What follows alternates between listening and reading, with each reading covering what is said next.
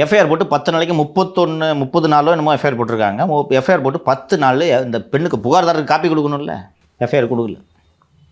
அப்புறம் இந்த பெண்ணுகிட்ட கூப்பிட்டு இந்த டிஜிபி ஆஃபீஸ்க்குலாம் டிஜிபி ஆஃபீஸ்க்கு எம்எல்ஏலாம் தலையிடான்னு சொன்னோன்னு கூப்பிட்டு எஃப்ஐஆர் கொடுத்தா அந்த பொண்ணு எஃப்ஐஆர் வாங்கி பார்த்துட்டு இல்லை நான் சொன்ன புகார் எதுவுமே இல்லை. அது தைரியமான பிள்ளை, எனக்கு ரொம்ப பிடிச்சிருக்கு. இந்த மாதிரி விக்டிம்ஸ் வந்தால் தான் இவனுங்களை மாதிரி ஆளுங்களோட ஆட்டத்தை ஒழிக்க முடியும்.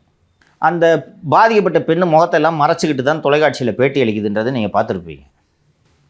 இது நடந்த உடனே திமுக ஐடிவிங்க அந்த பொண்ணு ஃபோட்டோலாம் ரிலீஸ் பண்ணுறாங்கம்மா. நான் பார்க்கல, பார்த்தவங்க சொன்னாங்க. நானும் அதை வந்து எக்ஸ்தலத்தில் பண்ணியிருந்தேன். நான் வந்து போலீஸுக்கு ஒரு ஆதாரம் கொடுக்குறேன்.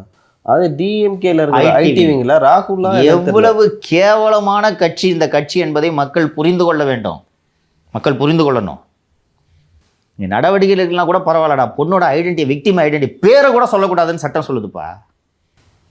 ஐடென்டி இப்படி ரிவீல் பண்ணி ஏதோ அந்த பொண்ணு வம்புக்கு வந்து பிரச்சனை பண்ணியிருந்தா கூட அதோட பிரச்சனைக்கு பண்ணுதுமா, காயத்தை காட்டுதுமா, உடம்பு பூரா காயமா, சொல்ல முடியலமா. இல்ல சார், தெய்வ செயலுக்கு வந்து வேற ஏதோ ஒரு காரணத்துக்காக ஹாரஸ்மெண்ட்னு கொடுக்கல. எக்ஸாக்டா இவர் இவ்வளோ சீப்பா தான் நடந்துட்டு இருக்காரு. அத்தனை பெண்களை வந்து இவ்வளோ மோசமா நடத்தி இருக்காரு சார். அந்த பொண்ணு காயத்தை சைக்கோமாவன்